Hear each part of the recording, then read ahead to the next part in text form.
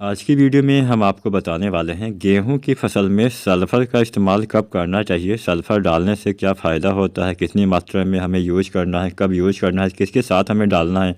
संपूर्ण जानकारी आज की वीडियो में हम आप सभी को देने वाले हैं। चैनल पर नए हैं तो सब्सक्राइब करें।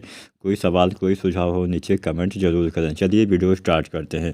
किसान साथियों, सल्फ़र के इस्तेमाल से बहुत सारे फ़ायदे होते हैं। तो अगर हम फ़ायदे की बात करें तो जैसे हम नाइट्रोजन डालते हैं, जैसे हम फास्फोरस डालते हैं, जैसे पोटेशियम डालते हैं, तो इसके साथ साथ सल्फ़र भी आपके पौधे के लिए आवश्यक पोषक तत्वों में माना जाता है, गिना जाता है। सल्फ़र आपकी फसल में प्रोटीन के जो % होता है उसको बढ़ा देता है, प्रोटीन की मात्रा बढ़ा देता है। सल्फ़र आपके पौधे में हरापन लाता है। सल्फ़र आपके पौधे में जो पर्णहरित लवक होता है इसके निर्माण में काफ़ी योगदान करता है, जिससे पत्तियां हरी भरी रहती हैं और आपके पौधे के लिए भोजन का निर्माण भी काफ़ी अच्छे से हो पाता है। जब पत्तियां हरी भरी नहीं रहती हैं तो भोजन का निर्माण सही से नहीं हो पाता है, प्रकाश संश्लेषण सही ढंग से नहीं हो पाता है। सल्फ़र को मिट्टी का सुधारक भी कहा जाता है, क्योंकि सल्फ़र मिट्टी के जो pH वैल्यू होता है उसको कम कर देता है, जिससे आपकी मिट्टी में सुधार हो जाता है। तो ये तो हो गया इसके फ़ायदे। अब हम जानते हैं कि मान लीजिए हमारी अगर गेहूं में सल्फ़र की कमी के लक्षण हैं तो हमें आखिर पता कैसे चले कि हमारे खेत में सल्फ़र की कमी हो गई है, मिट्टी में सल्फ़र की कमी हो गई है। तो अगर हम लक्षणों के बारे में जानें तो सल्फ़र की कमी के लक्षण में सबसे प्रमुख लक्षण ये होता है कि आपके गेहूँ में जो नई पत्तियाँ निकलती हैं, नई पत्तियाँ पहले हल्के रंग की निकलेंगी, हल्के हरे रंग की, उसके बाद में पीली हो जाती हैं। यानी अगर नई पत्तियों में पीलापन आता है तो समझ लीजिए सल्फ़र की कमी हो गई है, जिससे आपके पौधे में पीलापन हो गया है। तो इसके इस्तेमाल से पीलापन दूर होता है, सल्फ़र की पूर्ति भी हो जाती है। इसके साथ साथ अगर इसकी कमी हो जाती है तो पौधे का विकास भी रुक जाता है, पौधे की जो बढ़वार है, ग्रोथ है, वो रुक जाती है। तो ये तो हो गया इसकी कमी के लक्षण, ये हो गया इसके फ़ायदे। अब हम जानते हैं कि आखिर हमें गेहूं की फसल में सल्फ़र का इस्तेमाल कब करना चाहिए, कितनी मात्रा में हमें सल्फ़र यूज करना चाहिए। अगर हम गेहूं की फसल में सल्फ़र की बात करें तो सल्फ़र आपको लगभग 3 या 4 किलोग्राम डालना होता है प्रति एकड़ के हिसाब से। 1 एकड़ खेत में 3 से 4 किलोग्राम सल्फ़र पर्याप्त होता है। जो 90% वाला सल्फ़र आता है उसकी 3 किलोग्राम मात्रा आपको डालनी चाहिए प्रति एकड़ के हिसाब से।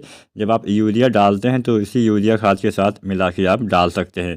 अब हम ये भी जान लेते हैं, बहुत ही एक अच्छा तरीका आपको बता देते हैं। अगर आप इस तरीके से सल्फ़र का इस्तेमाल करते हैं तो काफ़ी अच्छा लाभ आपको देखने को मिल जाएगा। जब आप गेहूं में पहली सिंचाई करते हैं तो पहली सिंचाई के समय बहुत सारे किसान भाई, क्या ज़्यादातर किसान भाई यूरिया डालते ही डालते हैं। तो पहले पानी पे आपको लगभग 40 किलोग्राम दानेदार यूरिया खाद का प्रयोग करना है। इसके साथ में आपको डालना चाहिए जिंक, जो आता है 33% वाला। जिंक 33% की आपको लगभग 5 किलोग्राम मात्रा डालनी है। साथ में सल्फ़र भी आपको 3 से 4 किलोग्राम डाल देना है।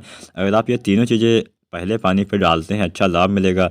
आपके पौधे में अगर पीलापन रहेगा, चाहे नाइट्रोजन की कमी से पीलापन हो, चाहे जिंक की कमी से भी कई बार पीलापन हो जाता है, कई बार सल्फ़र की कमी से भी पीलापन हो जाता है। तो अगर आपकी फसल में किसी भी कारण से पीलापन है तो पीलापन दूर होने वाला है, आपके पौधे में हरापन आएगा, अच्छी ग्रोथ होगी, अच्छी बढ़वार होगी, अच्छा लाभ आपको मिलने वाला है। तो सल्फ़र आपको पहले पानी पे डाल देना है। मान लीजिए पहला पानी आप लगा चुके हैं, आप नहीं डाल पाए हैं, तो अगर आप दूसरा पानी लगाने वाले हैं तो इस समय भी प्रयोग कर सकते हैं, लेकिन पहले पानी पे डालना बेहतर रहेगा।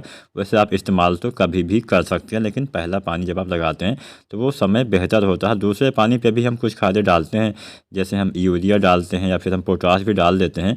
तो दूसरे पानी पे आपको यूरिया 40 किलोग्राम डालना होता है, पोटाश आपको 20 किलोग्राम डालना चाहिए। अगर हम पोटाश की बात करें तो पोटाश को आपको लगभग 40 से 45 किलोग्राम गेहूँ की फसल में देना चाहिए।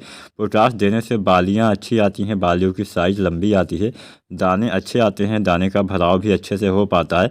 तो पोटाश आपको 2 बार देना चाहिए। पहली बार गेहूं की बुआई के समय पोटाश डाल दीजिए और दोबारा से आपको दूसरे पानी पे पोटाश डाल देना चाहिए, यानी बालियाँ निकलने से पहले ही डाल देना होता है। तो पोटाश अगर मान लीजिए आप बुआई के समय न डाल पाए हों तो जब आप पहला पानी लगाते हैं तो पोटाश डाल दीजिएगा, फिर उसके बाद में दूसरे पानी पे फिर से पोटाश डाल दीजिएगा। उम्मीद करते हैं आज की वीडियो में आपको सल्फ़र के बारे में अच्छी जानकारी मिल गई होगी, सल्फ़र से क्या लाभ होता है और हमें क्यों यूज़ करना चाहिए, कितनी मात्रा में यूज़ करना चाहिए। अगर आज की वीडियो पसंद आई हो लाइक करना, शेयर करना, चैनल पर नए हैं तो सब्सक्राइब जरूर करें। वीडियो देखने के लिए बहुत बहुत धन्यवाद।